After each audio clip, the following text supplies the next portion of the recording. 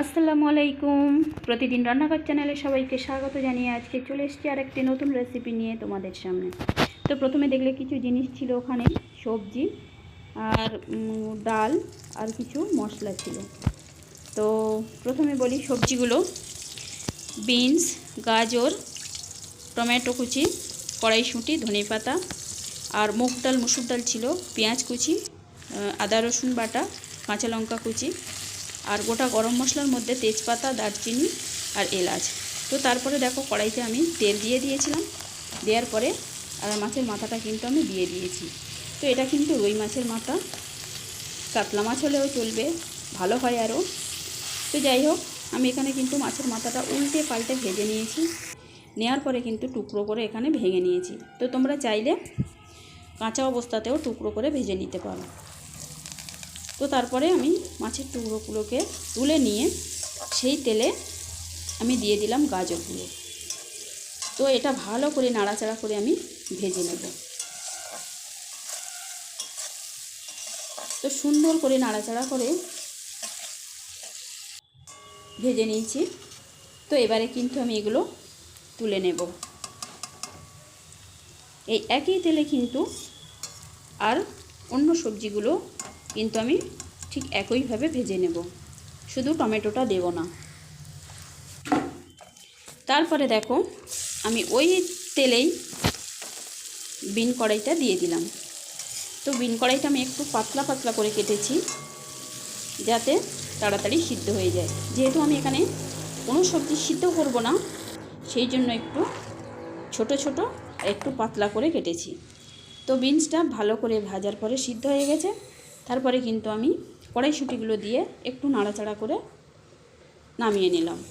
তারপরে দেখো একটা শুকনো কড়াতে আমি মুগ ডালগুলো ভালো করে ভেজে নিচ্ছি, মানে খুব কড়া করেও ভাজতে হবে না, হালকা করে ভাজলে হবে। তো আমি তুলে নিলাম আর একবার করে মুগ ডালটা ধুয়ে নিয়েছি, মুসুর ডালটা কিন্তু অনেকবার ধুয়েছি। তো চলো, আমি দুটো ডাল কিন্তু এখানে একসঙ্গে দিয়ে দিচ্ছি। দেওয়ার পরে আমি একটু পানি দিয়ে দেব। তো এখানে আমি আর কিচ্ছু দেব না, তোমরা চাইলেও একটু হালকা হলুদ দিতেও পারো, কারণ হলুদটাও কিন্তু আমি যখন মশলাটা তৈরি করব তখনও কিন্তু হলুদটা ব্যবহার করা যায়, যেহেতু করব। তো ওই জন্য করে এখানে হলুদ দিতেও পারো, নাও দিতে পারো, হালকা করে দিলেও হবে, কালারটা ভালো আসার জন্য। তো তারপরে ওটাকে আমি সিদ্ধ করে নিয়েছি। আর কড়াইতে যে ভাজাগুলো করেছিলাম তাতে আরেকটু অল্প তেল দিয়ে আমি কিন্তু পেঁয়াজ দিয়ে তারপরে কিন্তু গোটা গরম মশলাগুলো দিয়ে দিলাম।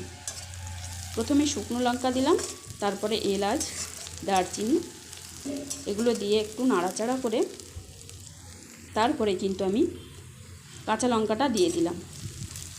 তো এগুলো আর একবার নাড়াচাড়া করে নিলাম। নেওয়ার পরে প্রথমে দিলাম আদা রসুন বাটা। তো এগুলো ভালো করে নাড়াচাড়া করে আদা রসুনের কাঁচা গন্ধটা আমি কাটিয়ে নিচ্ছি। তো তারপরে দেখো নাড়াচাড়া করার পরে আমি গন্ধটা কেটে যাওয়ার পরে আমি দিয়ে দিলাম প্রথমে ধনে গুঁড়ো, তারপরে হলুদ গুঁড়ো দিয়ে দিলাম লঙ্কার গুঁড়ো অল্প করে দিলাম, যেহেতু একটা শুকনো লঙ্কা আছে, কাঁচা লঙ্কা আছে, যার জন্য আমি ওটা একটু অল্প করে দিলাম। তারপরে ওগুলোকে মশলাগুলোকে ভালো করে আমি কষিয়ে নিলাম। কষানোর পরে কিন্তু আমি কাঁচা যে টমেটোগুলো ছিল কোচানো, সেই টমেটোগুলো কিন্তু আমি দিয়ে দিলাম। এরপরে আমি দিয়ে দেব কিছু লবণ। তো লবণটা দিলে কি হয়, টমেটোর মধ্যে যে পানিটা আছে সেটা কিন্তু বেরিয়ে আসে। তো এই লবণ দিয়ে আমি টমেটোটার সঙ্গে যেসব আরও মশলাগুলো আছে সমস্ত ভালো করে কড়াইতে কষিয়ে নিলাম। তো একটু নরম হয়ে আসার পরে আমি কিন্তু যে ভেজে রাখা মাছের টুকরোগুলো ছিল সেটাকে আমি দিয়ে দিলাম, দিয়ে আরও কয়েক মিনিট আমি সুন্দর করে নাড়াচাড়া করে নিলাম। নেওয়ার পরেই দিলাম জিরা গুঁড়ো। তো জিরা গুঁড়োটা আগে দিইনি, কারণ অনেকক্ষণ ধরে কষলে জিরার যে গন্ধটা সেটা পাওয়া যায় না। তো যাই হোক, তারপরে কিন্তু আমি ভেজে রাখা ভেজে রাখা যে সবজিগুলো সেগুলো দিয়ে দিলাম, দিয়ে ভালো করে নাড়াচাড়া করে কষিয়ে নিয়ে তারপরে কিন্তু আগে থেকে সিদ্ধ করা যে মুগ ডাল মুসুর ডালটা ছিল সেটাকে আমি দিয়ে দিলাম। তো এটা দিয়ে ভালো করে নাড়াচাড়া করে সুন্দরভাবে ফুটে উঠবে, আমি ধনেপাতা দিয়ে নামিয়ে নেব।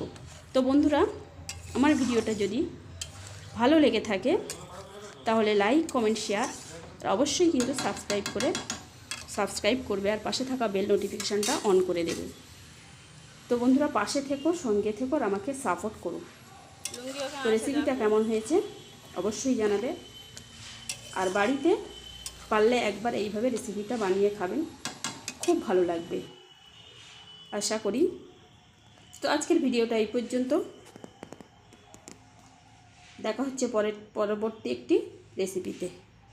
ততক্ষণ সবাই সুস্থ থাকবে, ভালো থাকবে। আল্লাহ হাফেজ।